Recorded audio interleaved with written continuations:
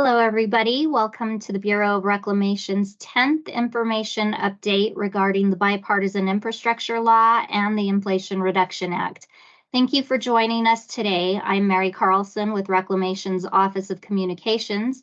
Before we get started, we have some admin notes to share with you. If you are having issues seeing or hearing the presentation, we recommend using the Microsoft Teams app on your computer versus in your web browser.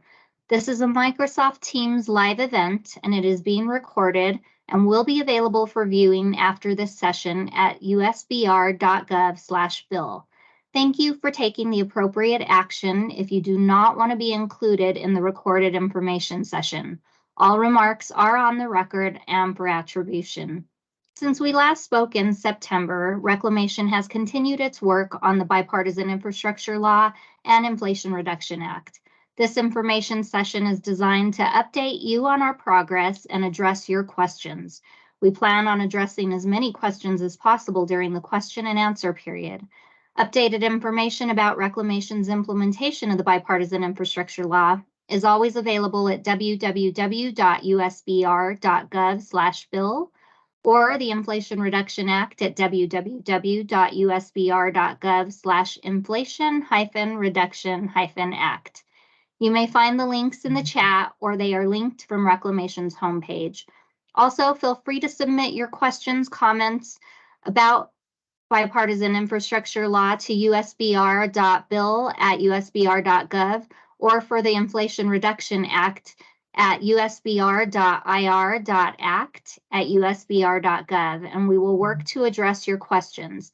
We also have a growing list of frequently asked questions, and we hope that is a helpful resource. We are committed to transparency throughout this process and appreciate your support of this historic opportunity to improve our nation's water infrastructure.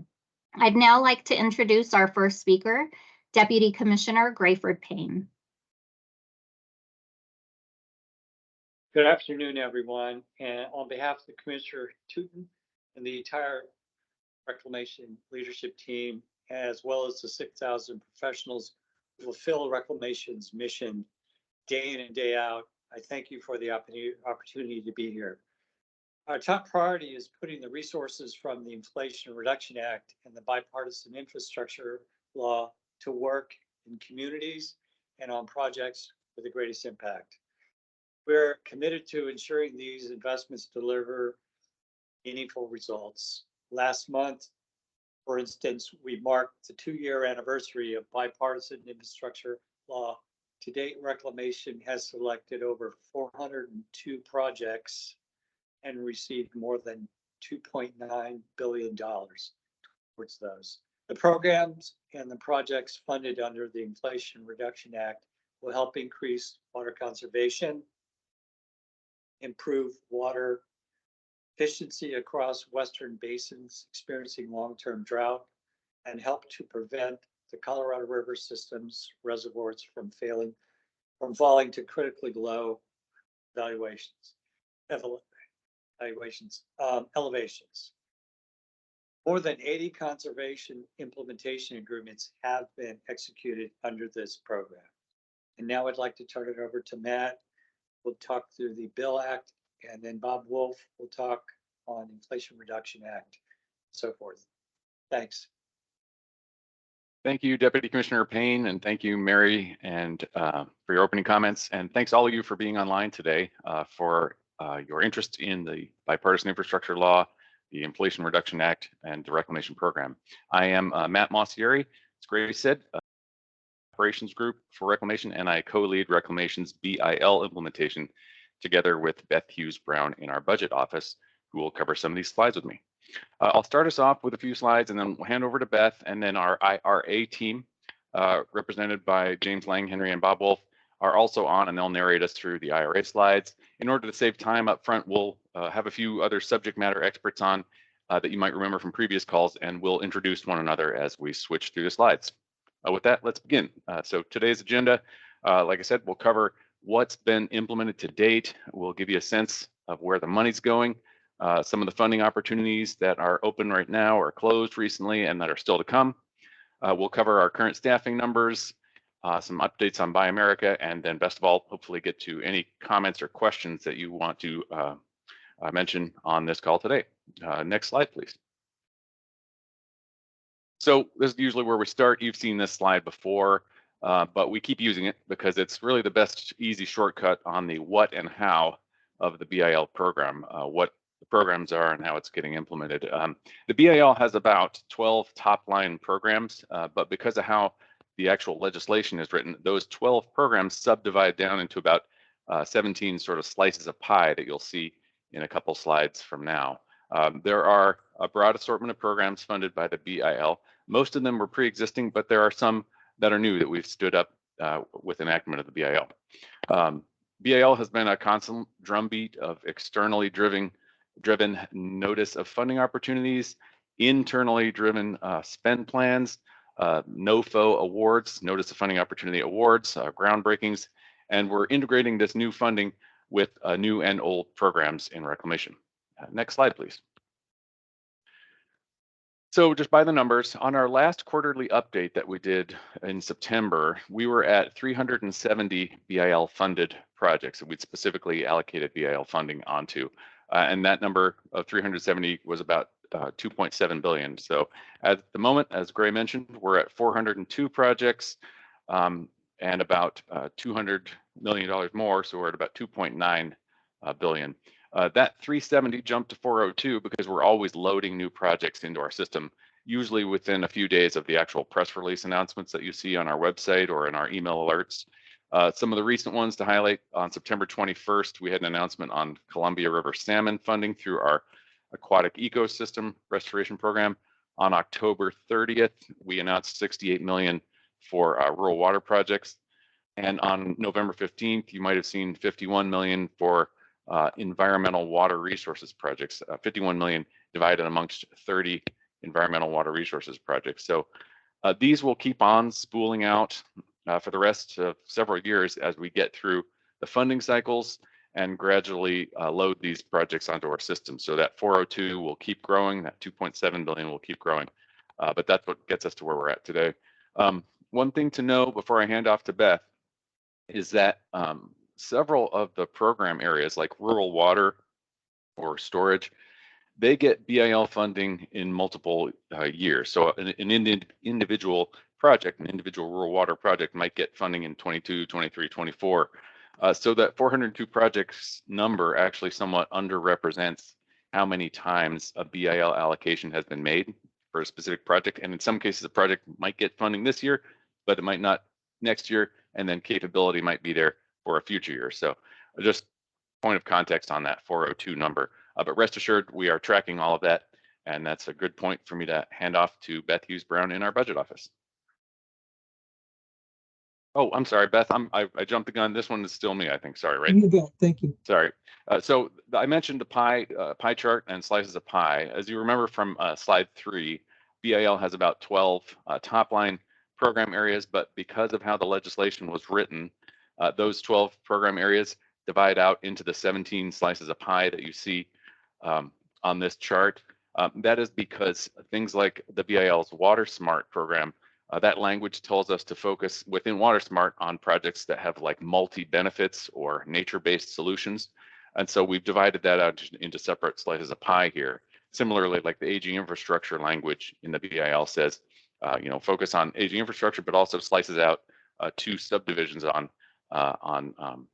Carry Act dams and another on features that have had critical failures within a distinct time frame. So we're showing on this slide that we're accounting for all of them. We're showing here how many individual projects, that's the number before the parenthesis, how many projects have gotten funded in those multiple years. So that's the rationale for those slices. And of course, we also track funding amounts by program. And that's my handoff point to Beth Hughes Brown. So thanks. Take it away, Beth. Thank you.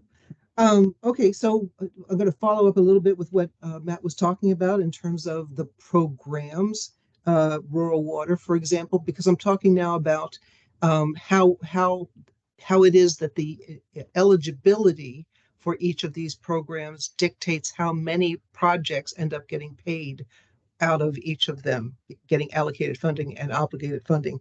So rural water, for example, it's about $1 billion, but Section 40901 of the BIL says it had to have been authorized by Congress before 7/1/21 and in accordance with Rural Water Supply Act. Storage, Section 40902 says there's a time limitation for feasibility studies, and construction had to have happened before enactment or have already been authorized under WIN water storage requirements. Then you get to aging infrastructure, which is our biggest program, $3.2 billion. Aging infrastructure has its own requirements. And then you go from the eligibility for a program per the law to what the criteria are by which we evaluate various programs, for various applications for programs. So for example, for aging infrastructure, there's a lot of emphasis, and they're evaluated based on the consideration of the relative risk of not completing each submitted project on a timely basis, as measured by the size of investment, ability to complete the project, and the acceleration of the completion timeline. So all of those things combine risk and the requirements, the priorities of the administration. Those are all very important. Then we also evaluate them based on the requirements or the priorities, the executive orders of the president as set out by OMB. For example, Water Smart is evaluated a lot by who is disadvantaged or in an underserved population. Justice 40 is an evaluation of how many projects, and it's a goal. We don't always get it perfect, but it is one of the criteria we use to evaluate projects. How close can we get to it? How many projects, what percentage of projects serve disadvantaged or underserved populations, as measured by a fantastic device called the Climate and Economic Justice Screening Tool. We do all of that. So, and then we talk about the criteria, and getting to the criteria, we're going to talk about that in just a second, for Water Smart in particular, because that's pretty amazing what they've done there. There's approximately 240 of the projects that we've done that Matt referred to earlier on his slide. 240 of them are Water Smart grants, which brings us to what it takes to effect a grant. It's an amazing workload. So you have to do legal requirements, you have to do administrative requirements, and you have to do customer communications, and all of that going on at the same time. So all of that is happening, and that is how we're evaluating these things. And that's how this whole thing is, the way we evaluate things are actually evolving, and we're getting it closer and closer to exactly right. So I wanted to talk about all of that, and aging infrastructure is, of course, the most important one about that, and that's the one where we get as close as possible to both risk and the priorities of the administration. Can you go to the next slide, please? This is a place. Please make note of this link here. This is a multi-page summary of Water Smart projects, programs. So you see the second column there is talking about eligibility. We have a lot of questions and comments about why can't I just apply once for everything, or why can't I, where can I find all this information in one place? Well, this is the answer right here. Many of the requirements of Water Smart program are required by law. And there's this much of a percentage of cost share, for example, or these people are qualified, or these states are qualified to apply for them. So that's in the law. So all of that information is right there on that sheet. usbr.gov, WaterSmart docs, WaterSmart schedule PDF. The link, I believe, is on the last slide for your ease. So we'll be talking more about that with my colleague, Dean Maroney, who'll be coming up in just a minute. I think we're on to the next slide, please. Where is the BIL funding going? Okay, here's a map geospatially, and you can see that there are different colored bubbles. Different colored bubbles represent different programs that we've discussed a couple of times now. If you compare this, if you overlay this on a drought map, you will see that a lot of the uh, confluence of these projects are places where we have a lot of drought, or governors have declared drought. So there is geographical dispersion. There's also a lot of this where you need it most, and also where you need it most for disadvantaged folks. It's very important that we, because we are kind of the poster child for what the BIL is supposed to be about, in terms of satisfying disadvantaged populations, doing things that before BIL we were just not capable of doing. Rural water projects is a case in point, but we are able to do it with BIL, and so you'll see that that's where a lot of our money is going, and we're proud and delighted to be a part of that. Next slide, please. I'm going to turn this over to my colleague Dean Maroney to speak more about NOFOs. Thanks, Beth. On this slide, we are just highlighting the water smart funding opportunities that are currently open. So there are 7 of them, but you'll notice that the first 2, the Title 16 water recycling projects funding opportunity and funding opportunity for desalination construction projects, both of those actually closed this afternoon. But something that we wanted to point out is that Reclamation will review the applications that are received by this afternoon, but the funding opportunity itself remains up on grants.gov with a second application deadline in September. And so this is kind of an approach that we're moving toward as much as possible in Water Smart. Multiple application deadlines, so that if somebody becomes aware of a funding opportunity and the deadline doesn't really fit your plans, you'll be able to see when the next deadline is. Small scale water efficiency projects funding opportunity, and then the aquatic ecosystem restoration projects funding opportunity, which is for larger restoration projects. Both of those close in January. Water and energy efficiency grants, that closes about a month later. And then you'll see down at the bottom a couple of categories of funding that have application deadlines in March and April. Did want to highlight that one, planning and design. That is a new category of funding that, as the name implies, provides an opportunity to seek funding for planning and design of potential construction projects. And that's open through April.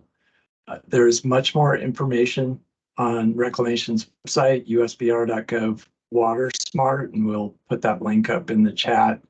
But among other things, information that you'll find there are contacts for all of us who work to coordinate these programs, and there are links that allow you to book a half an hour with a program coordinator in our office. And if that doesn't work for you, there are also, we can also get on the phone and just have a phone call to discuss the funding opportunities, how they fit together, what project is being considered, and things like that. Thanks. Back to Beth. Okay, next slide, please. Okay, so now we're talking about the impacts. What happens as a result of the money we're spending and the efforts we're putting in. And this has to do with the economic overall impact, and that's a very big deal. So for the very first year, in fiscal 22, the first full year, we had roughly half of what you're looking at there. It was 6160 jobs, for example, more than double in fiscal 23. For GDP, the contributions to the gross domestic product for fiscal 23, you're looking at it there, 1.39 billion. It was less than half that, 672,000 million in the previous fiscal year. So it's ramped up as the programs have ramped up. We're very pleased with that, very proud to contribute to this. This is the work we're doing. It looks like an empty field. How could it be benefiting that many jobs? Well, it can. It's as economics works, and I'm certainly no expert, but it's all a ripple of how each dollar impacts so many people. I want to call out the folks that have been working on this for us. Ann Lewis Williams, Austin Ola, Brandy Blumenthal have been working very closely with the department for their own report on this. And again, once again, we're delighted to have been able to contribute to that. I am turning this over to my colleague, Jim Kiefer, the overworked Jim Kiefer. Thank you, Beth. Good afternoon, everyone. I just wanted to provide some background to everyone on what's going on with Build America, Buy America, and then just some volume on how we're handling our grants or what we're doing in the grant world. So the first thing I wanted to talk about is that the Environmental Protection Agency announced a request for information regarding products used in water infrastructure projects that receive federal financial assistance, also known as grants and cooperative agreements that are subject to the Build America, Buy America requirements. And participating along with EPA in this are Department of Interior, Department of Transportation, the Federal Emergency Management Agency, Housing and Urban Development, the Army Corps of Engineers, and the Department of Agriculture. So we're all going to be looking at the data that comes in from this RFI together and figuring out how we can take the next steps. This request is seeking information that will improve our understanding of the current domestic supply of products used in drinking water, wastewater, and stormwater projects, and even agricultural treatment and delivery systems. We're hoping this will support efforts to catalyze domestic manufacturing and jobs and support resilient supply chains to successfully deliver a wide range of urgently needed water infrastructure products and projects. We'll also be looking at this data to see if it will assist us with any future Build America, Buy America waiver requests that we have to work with OMB on as well. Please, the link will be shared in the chat for the meeting. Please take a look at the RFI, and if you can provide some information, it'll be helpful for all of us if you have any items that are covered in that or know of anything that regarding the industry status right now. Next slide. Update on the, if you were here back in September, this really hasn't changed at all. On an update on our Build America, Buy America waivers. The waivers that are still in place are the small grants waiver, the de minimis waiver, the newer one, the Pacific Islands and Territories waiver. And right there, that was issued about the same time, the tribal consultation waiver. And then we do have 2 product waivers for AMI capable water meters. We're also working on a number of other waivers behind the scenes right now, some product waivers, as well as trying to look at some other program level waivers that we're working with the Made in America office on. The next slide, please. I'm not going to go through all of these numbers, but you can see the growth that we've had in our total awards. From either a regional basis or total awards, reclamation wide, from FY21, where we didn't have the impact of BIL or IRA yet, but then we started seeing the growth with the implementation of the infrastructure law in 22, with our dollar awards not quite doubling, but getting close to that. And then you'll see in 23 that moving from 21 to 23, it's almost 3 times the amount of dollars that we've awarded, and substantial growth in the number of actions that we're awarding as well. And it shows the larger grants that we're awarding, the more complex grants that we're working on with our program offices and our recipients, and those that have submitted applications. So it sometimes takes a little bit more time and effort from everyone involved to get these awards out. So we appreciate everyone's help and cooperation with that. But It's been a tremendous lift for the financial assistance community over the last 2 years and will continue for a few more years. So I will turn it over to Kiona to be talking about some HR updates.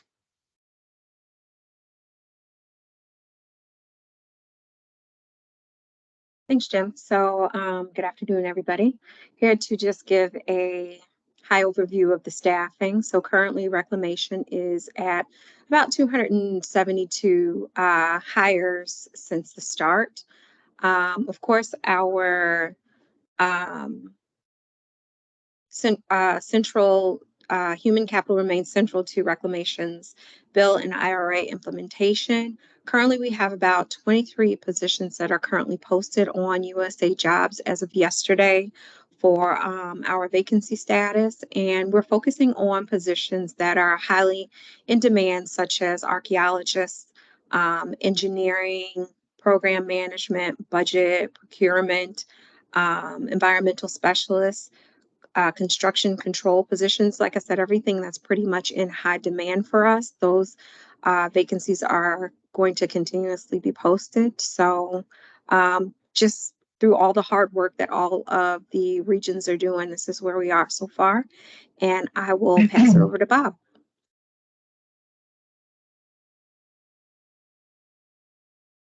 Okay, thank you. So the Inflation Reduction Act, of course, was signed into law in October 2022. So it's about a year newer than the Bipartisan Infrastructure Law. And a couple of things I'd like to contrast with the Bipartisan Infrastructure Law. One of them is where the Bipartisan Infrastructure Law provides funding in 5 equal installments over a 5-year period. The Inflation Reduction Act, which is a lump sum appropriation in 4 categories that total roughly $4.6 billion. The other difference is that with the Inflation Reduction Act, the funds have to be obligated by a date certain. So 2 of the 4 programs, funds have to be obligated by the end of fiscal year 2026, and the other 2 by the end of fiscal year 2031. And we'll identify which date as we go through the presentation. And then the commissioner likes to use the word shot clock, so because of the time limitation on money. And even though we have until the end of fiscal year 26 and 2031 to obligate funds, the intent is to try to put funds to use as quickly as possible to put them to benefit the constituents and what Congress expectations are. The other thing I'll mention is that BIL had additional funding for a lot of ongoing programs, with a few new programs added to that. For the Inflation Reduction Act, it's predominantly new programs which have to be established and we have to stand up.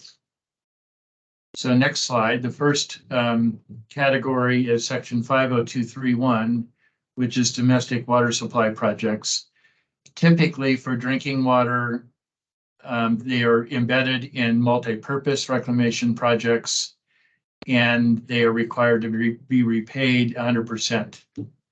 An exception to that is the rural water projects, which were described under BIL and are part of our regular program, and they typically have cost share requirements of up to 30 to 35%, with tribal features not requiring cost sharing, and then the rest would be a grant or financial assistance.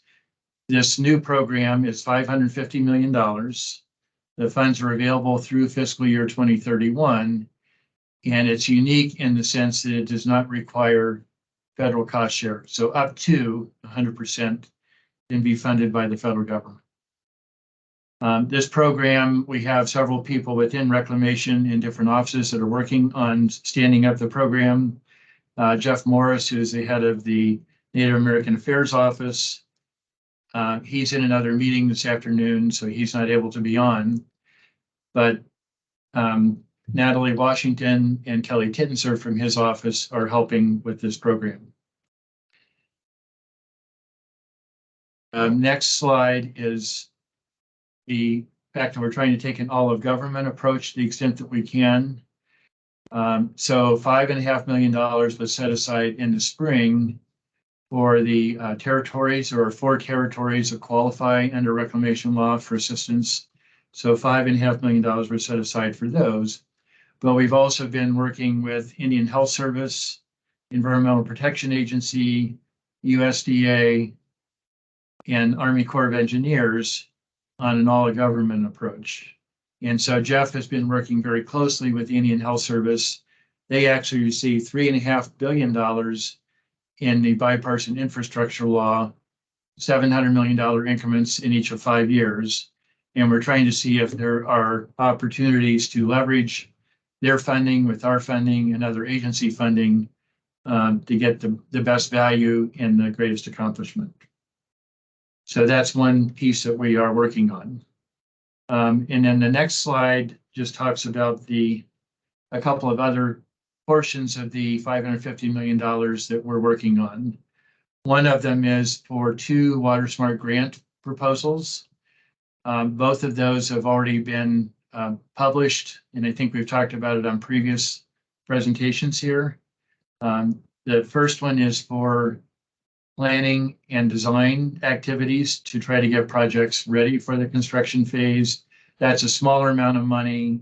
They are currently evaluating the applications that they received under that program, but they're also doing a rolling application process. So there's a new proposal, a new funding notice of funding opportunity open. It closes next April. The second one is for a drought response program to provide drought resilience. And that's larger amounts of money and is open to both tribes and non-tribes. I understand they did receive a number of good applications, and they're currently reviewing those to see how we go through and we will be going through a selection process. And for that program, it's the WaterSmart group. So Dean Maroney and his team of Sherry Looper and Alvaro Morgan are working on this particular one. And then also Carl Stock and Carrie Durall are working on the other one as well. And next slide is the Tribal Domestic Rural Water Supply Grant Program. This one is under development. An announcement is expected very early in the next year. So we're hoping it will be as early as January. And it will be in the form of a Dear Tribal letter seeking applicants. And it would be for tribes in the 17 Western reclamation states. We'll have the application period open for a period of time. So we're going to keep it open until late spring or early summer of 2024. And the funding can be used for planning, design, and construction of domestic water supply projects.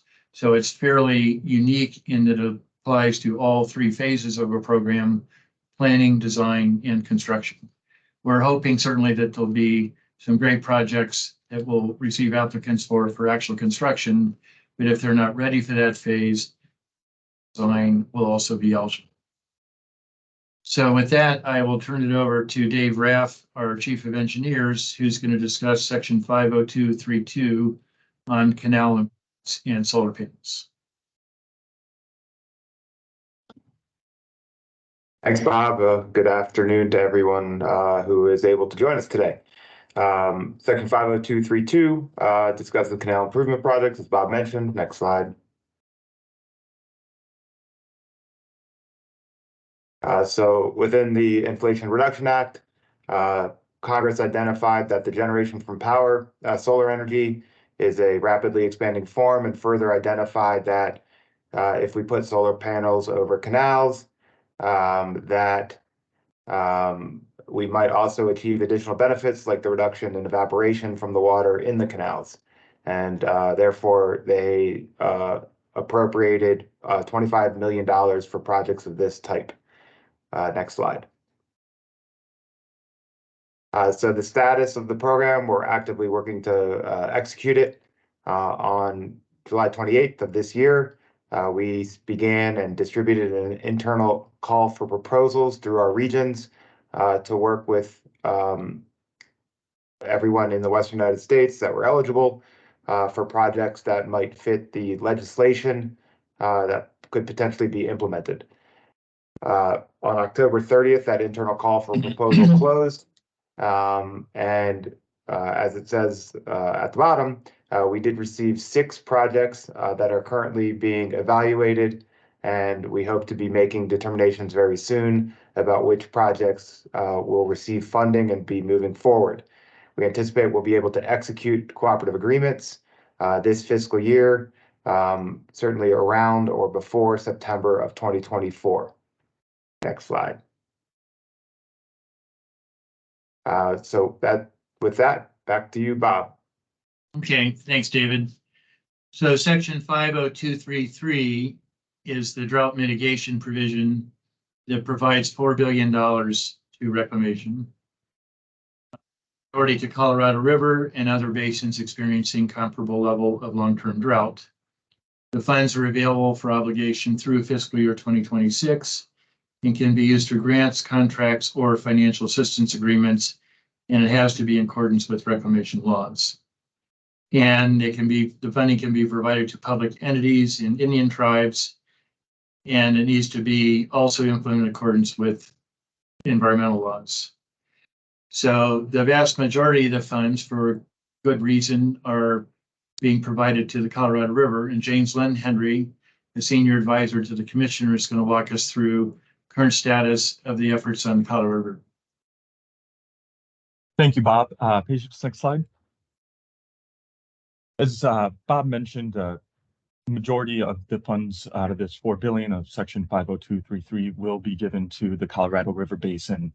Now, in 2022, in the Colorado River Basin, we saw reservoirs at historically low levels and at risk of reaching critical elevations. So in order to raise elevations and provide some security to the system, we engaged in system conservation programs, the first of which is considered Bucket 1.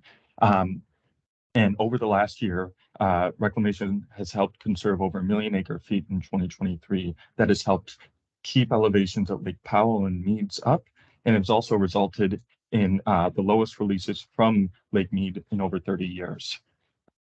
Next slide, please. So in addition to that system conservation in the short term, we're engaging in a long-term system conservation, trying to look for efficiencies in the system. Now, currently that is considered Bucket 2.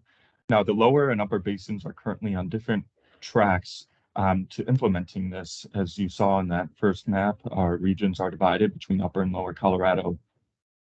The lower basin has already put out the request for proposals, and we've received an incredible amount, over 80 project proposals, worth over $5 billion. So that's more than that $4 billion within the lower Colorado region alone. We're expecting in the upper basin to release a request for proposals sometime in early 2024. So make sure you keep your eyes peeled for that announcement. And then I'll turn it back over to Bob to cover basins outside of the Colorado River. Okay, thanks, James. For the other basins, again, there are clearly other basins experiencing comparable levels of drought on a long-term basis. There are no officially designated basins, but the commissioner, I know in external speeches and so forth, has mentioned that the Rio Grande, California, we're really talking primarily in Reclamation's case, the Central Valley project area, and the Klamath basins are ones that will be given careful consideration. There are also some sub-basins, like some of the areas in Central Oregon, for example, and some of the Pacific Northwest, where there may be some areas experiencing long-term drought. And we've not ruled out any particular areas at this point. So we've gotten through an internal process. We worked with regional directors to get ideas and specific projects. And their recommendations were based on outreach to stakeholders, which included water and power customers, tribes, and NGOs as part of the process to come up with a good set of recommendations. So we received over 100 recommendations that far exceed what the available funding will be. So we're going to have to go through a prioritization process in order to do final allocation of funds. But we're hoping to be able to maybe on a rolling basis start to announce some awards early in fiscal year or early in calendar year 2024.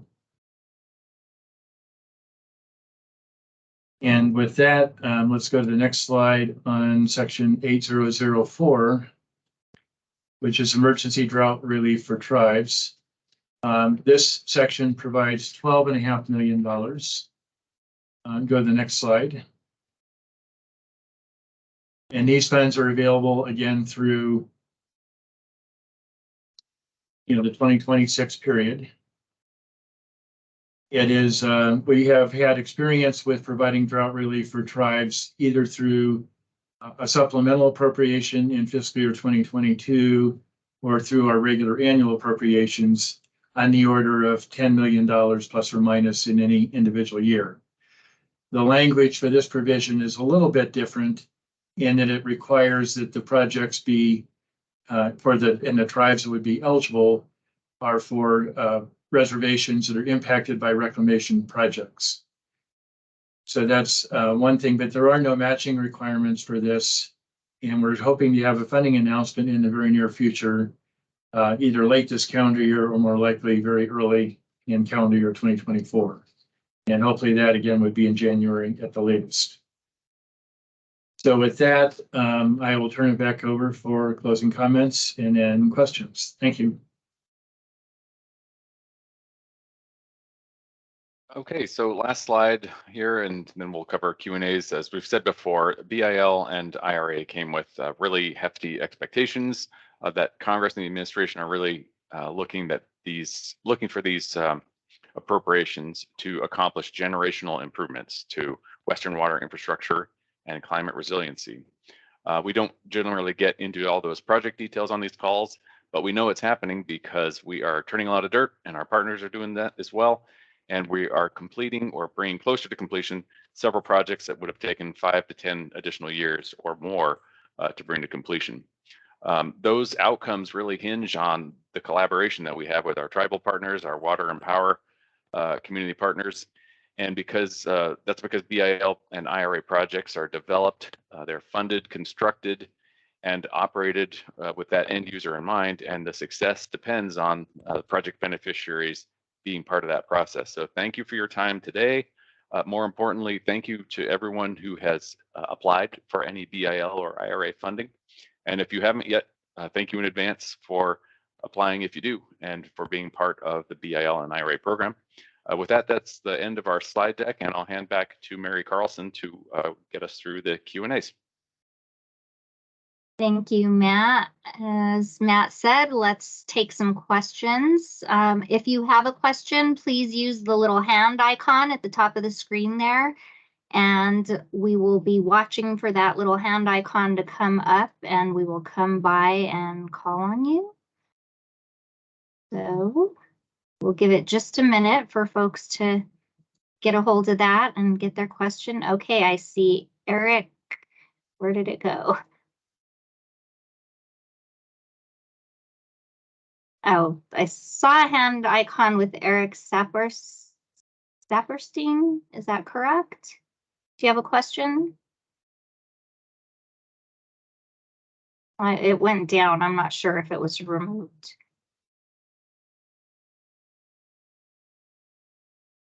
Okay, do we have any other questions, anybody? Also remember that you can always email your questions. Oh, here we go. Jennifer Pitt. Jennifer, can you unmute yourself? It looks like Eric also has a question after all. So after Jennifer, we will try to get Eric up. Can you hear me okay? Yes, we can hear you. Great. Okay. I just have a question about the last program mentioned, the emergency drought relief for tribes. Is there a place I can find additional information about that, or is all the additional information coming as part of the announcement? Well, I'll just say the statute itself is very short. It's one paragraph. I think it's just a very long sentence. So there's not too much information in the statute, but we will be publishing stuff in the next, hopefully in the next month to 6 weeks. And I can make sure you get a copy of that, Jennifer. We'll make sure we get that to you if you don't see it otherwise. Thank you. Great.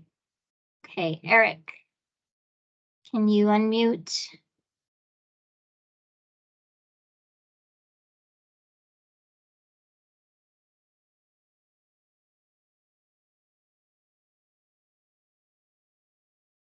Eric, are you there?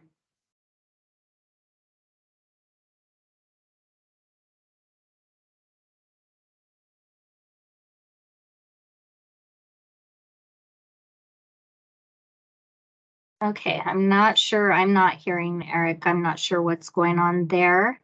We'll maybe try to circle back again. Let's see. Do we have some other hands up?